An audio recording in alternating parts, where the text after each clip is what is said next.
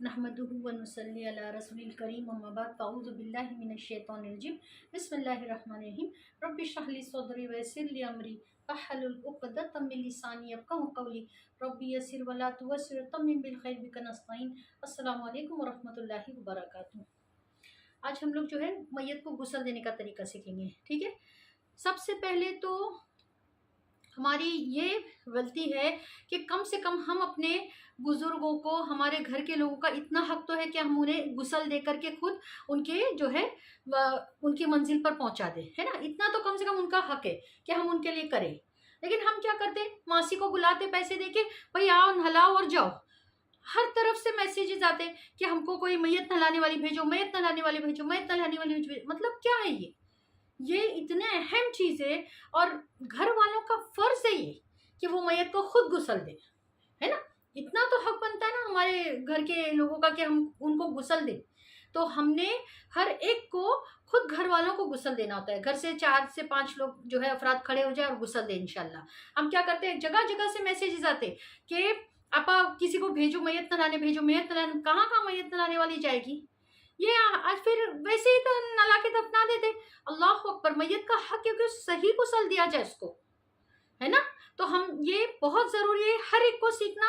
इंशाल्लाह उस खुद भी सीखेंगे और लोगों को भी आगे बढ़ाएंगे कि भाई ये आप भी सीखो और सब्सक्राइब करो ताकि आपको नए वीडियोस भी मिलके आप भी इल्म हासिल करो। हम अपना ही सिर्फ नहीं सोचेंगे, ठीक है। बिस्मिल्लाहिर्रहमानिर्रहीम। सबसे पहले कि हम जो है तख्ता जिस पे हम लिटाएंगे मैयत को, उसको धुआं नहीं देंगे, है ना, ताकि कुछ ये जानवर वगैरह हो तो वो निकल जाए। तो लोबान की धुआनी, या तुम ऊद हो या बखूर हो, किसी भी चीज़ की तुम धुआनी 3 या 7 मरतबा दे दो उसको, ठीक है। फिर उसके ऊपर मैयत को जब लिटाएंगे तो ख़ास ख्याल रखेंगे कि मैयत को नहलाने का जहाँ हो वहाँ पर्दे का एहतमाम हो। पर्दे का इंतज़ाम ख़ास तौर पे किया जाना चाहिए, पर्दे में गुस्ल देना हमको, ठीक है। उसके बाद घर के 4 से 5 लोग, ज़्यादा लोग भीड़ भाड़ ना लगाए। 4 से 5 लोग घर के अफराद रहे और वो लोग जो है इनको नहलाने का इंतज़ाम करें।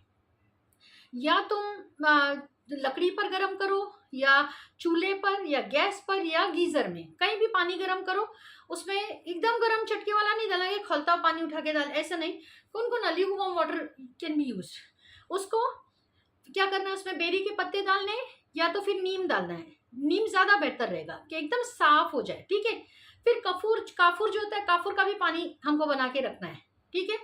अब उसके बाद जो है हम सबसे पहले जो है एक बात का और ख्याल रखना है, खास ख्याल रखना है कि जो मैयत को उड़ाते हैं ये मोटी चादर होनी चाहिए।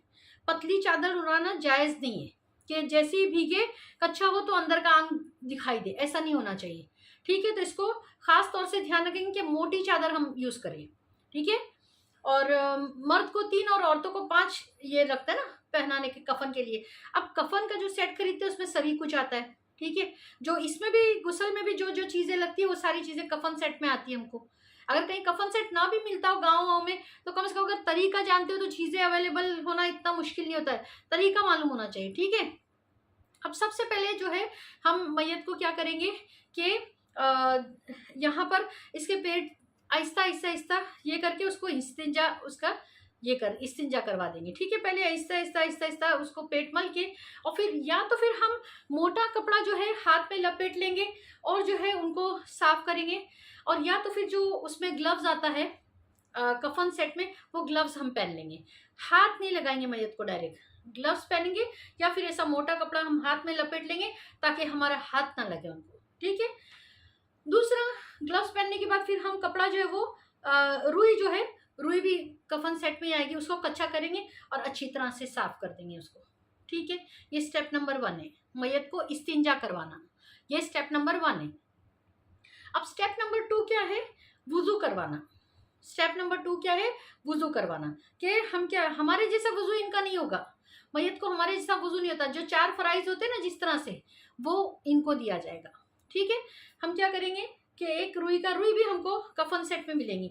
एक रुई 3 जो है इस तरह से हम ये मैयत का मुंह साफ करने के लिए हम 3 ये ले लेंगे, इस तरह से ये ऐसे बना लेंगे। इसको रुई का अच्छा ये मिलता है ना, उस बंडल मिलता है, उससे हम बना लेंगे और आहिस्ता आहिस्ता यूं यूं करके साफ करेंगे।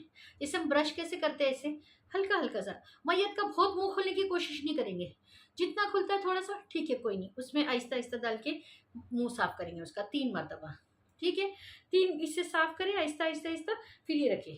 फिर उसके बाद हमने 6 ये लेने हैं, 1 2 3 4 5 और ये 6 ये लेंगे। 3 ये नाक में साफ करेंगे और 3 ये नाक में, एक नाक के लिए 3, एक नाक के लिए 3। इसको कच्चा कर लेंगे, इसको कच्चा कर लेंगे, भिगा लेंगे। और फिर इसको किस तरह साफ करेंगे, देखो ये इस तरह से साफ होगा, ऐसे गोल घुमाते हुए ऐसे, और अंदर तक के नाक में जो है डाल करके हमको अच्छी तरह से साफ करना है, नाक कच्चा कर लेना है, इसको भिगा लेना है, ठीक है। और फिर नाक 3 इस एक नाक में और दूसरी नाक में 3, इस तरह से साफ करने के बाद अब मुंह और नाक हो गया, ठीक है। फिर हम क्या करेंगे, जो है मुंह पर ऐसे हाथ रख देंगे और पानी डाल देंगे ताकि ये धुल जाए, ठीक है, ये हो गया। फिर उसके बाद हम हाथ धुलाएंगे, हाथ धुलाने के बाद फिर हम मसा कर लेंगे सर का ऐसे करके, और दोनों पैर धुला देंगे। तो ये अब वुजू हो गया। सबसे पहले इस्तिंजा करवाए, दूसरा जो स्टेप हुआ वुजू करवाना, जो 4 फराइज होते हैं वो वुजू करवा लिया हम लोग ने, ठीक है। उसके बाद फिर हम क्या करेंगे, मैयत के बाल धोएंगे। चाहे तो हम ये उसमें कफन सेट में वो भी आता है साबुन, या तो हम साबुन या तो फिर हम शैम्पू से उसके बाल धुला लेंगे मैयत के, अच्छी तरह से धो करके उसको फिर पानी डाल के बाल धो देंगे उसके, ठीक है। बाल धुल गए, उसके बाद फिर हम क्या करेंगे, अब इस्तिंजा हो गया, वुजू हो गया, बाल धुल गए, फिर हम बाएं करवट पे लिटाएंगे, बाएं करवट पे, जैसे यूं बाएं करवट पे। फिर हम क्या करेंगे, बाएं करवट पे लिटाए तो ये राइट साइड हुआ ना, तो राइट साइड हम अच्छी तरह से जो है उसको साबुन मल के अच्छी तरह से धो देंगे, यहाँ से लेकर के अच्छी तरह से धो देंगे। फिर राइट साइड हो गया, फिर हम लेफ्ट साइड धो देंगे, इस तरह से ऐसे मैयत को ये कर लेंगे आहिस्ते से, फिर ये पलटा के फिर इसको लेफ्ट साइड से अच्छी तरह धो लेंगे, ठीक है, ये हो गया। अब जो है मैयत के इस्तिंजा करा लिए, वुजू करा लिए, बाल धो दिए, दोनों तरफ से ये धो दिए, फिर उसके बाद सारा कुछ मुकम्मल हो गया। तो फिर हम दोबारा से, कभी क्या होता है फ्रिज में मैयत वगैरह रख देते, जैसे वो फ्रोजन, इसमें आने वाले लोग थोड़ा रख दो मैयत को, लोग पहुंचेंगे फिर लेंगे, तो उसमें क्या होता है कि मैयत के अंदर जो नजाकत जम जाती, फिर वो आहिस्ता आहिस्ता नहाने के बाद ये होती ना। तो हमने क्या करेंगे, दोबारा से फिर एक बार मैयत को ऐसे ऐसे हल्के हल्के हाथ से ये करके फिर उसके बाद उसको पानी से धुला देंगे, ठीक है। ये अब मुकम्मल गुस्ल हो गया मैयत का, ठीक है। इसमें जो है उसके बाद फिर हम क्या करेंगे, अच्छी तरह से गुस्ल दे दिए, फिर हम उसको क्या करेंगे, काफूर का जो पानी हमने बना के रखे थे वो जो है दाईं तरफ से पूरा अच्छी तरह से बहा देंगे, ठीक है। अच्छी तरह से काफूर का पानी बहा करके, और जब हम इस्तिंजा कराएं दोबारा भी वुजू कराने की जरूरत नहीं, हो गया, ठीक है। अब फिर काफूर का पानी बहा देंगे तो बिल्कुल यानी साफ सुथरा से हो जाएगा। फिर जो काफूर हमने कुछ ये रखे थे ना, तो उसको क्या करेंगे, हम 5 जगह जो सजदे की जगह है वहां पर वो सूखे काफूर को लगा देंगे। जैसे एक पेशानी है, नाक है, दोनों हथेली है, घुटने है और तलवे है ना, तलवों पर भी लगाएंगे हम लोग। ये 5 जगह उनको फिर काफूर लगा देंगे मैयत को, ठीक है। और इस तरह से हम इनका गुस्ल जो है मुकम्मल हो गया। देखना, ध्यान करना कि जो है मैयत को हाथ ना लगे, और अगर तुम जब पलटा रहे हो, जैसे इस तरफ कर रहे हो धुलान ये करने के लिए पानी डालने काफूर का, और फिर उसके बाद यहाँ पर ये, तो कपड़ा ना हटे, पहले चादर को ऐसे इस तरह से ठीक कर ले, ठीक है, फिर उसके बाद धुलाए। फिर यहाँ से भी चादर को ठीक कर ले पहले डाली हुई, उसके बाद फिर के जिस्म उनका दिखाई ना दे। अच्छा, दूसरा कि जब हम अब मैयत को नहला लिए, ठीक है, अब हमने क्या करना है कि भाई मैयत नहा ली, अभी इनको ये कफन सेट में 3 कपड़े और मिलते हैं साथ में मैयत को पोंछने के लिए। 3 कपड़े और रहते हैं, उसमें से एक हम ले लेंगे मैयत को पोंछने का, ठीक है। तो दबा दबा के यूं करके, जैसा हम पोंछते हाथ मुंह, इस तरह से नहीं पोंछेंगे हम लोग, वरना तो बाज़ मरतबा जिल्द भी आ जाती है, अल्लाह अकबर। इसलिए हम लोग ना ऐसा डैब करेंगे, बस इस तरह से मैयत को पोंछेंगे आहिस्ता आहिस्ता आहिस्ता, ठीक है। और फिर हम क्या करेंगे कि ये हो गया ना, अब ये पूरी भीग गई है चादर, तो ऊपर से एक चादर डालेंगे और फिर आहिस्ते से आहिस्ता आहिस्ता करके इसको नीचे से चादर जो है वो निकालेंगे, इस तरह से कि ऊपर जो चादर है, अंदर की जो कच्चा की भी भीगी हुई है चादर, उसको हम लोग निकाल लेंगे, ठीक है। ये इस तरह से, ये ऐसे, और जब मैयत अगर लाई हो, कपड़े पहने हुए हो उन्होंने, तो ख्याल रखना है कि यहाँ से पहले जैसे दाईं तरफ से शुरू करना है ना। कि अतिया फरमाती रज़ी अल्लाह अन्हा फरमाती कि जो है नबी अकरम सल्लल्लाहु अलैहि वसल्लम ने क्या फरमाया आपकी बेटी के वक्त जब ये हुआ, तो किसी दाईं तरफ से शुरू करो और फिर वुजू करा दो, और ये बस मेन ये था दाईं तरफ से शुरू करना और फिर वुजू कराना।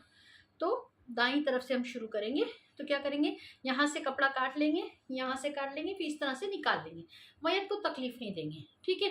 ये इस तरह से निकाल लिए कपड़ा, और नीचे का क्या करेंगे, हम इस तरह से कपड़े में हाथ डाल के, अगर पैंट का बक्कल वगैरह या नाड़ा वगैरह औरत का, तो खोल करके आहिस्ते से निकालेंगे उसको भी। और मैयत का कपड़ा पाक होता है, अगर तुम धो धा के वापरना चाहो तो वापर सकते हो, ठीक है।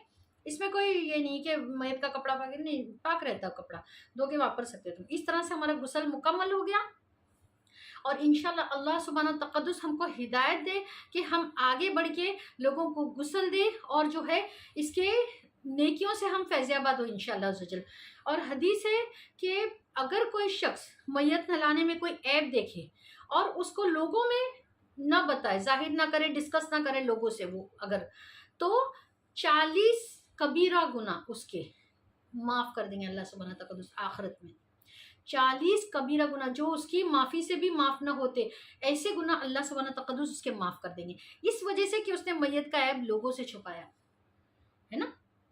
तो इंशाल्लाह हम लोग जिंदा के भी ऐब छुपाएंगे, लेकिन मैयत का ऐब छुपाने की ये फजीलत है कि हदीस है कि ऐसे 40 कबीरा गुना अल्लाह माफ़ कर देंगे जिनकी जो माफ़ी तलाफ़ी से भी वो माफ़ नहीं हो सकते थे, सिर्फ इसलिए कि अगर मैयत में कोई ऐब देखो तो उसको ना बताए लोगों को इंशाल्लाह, है ना।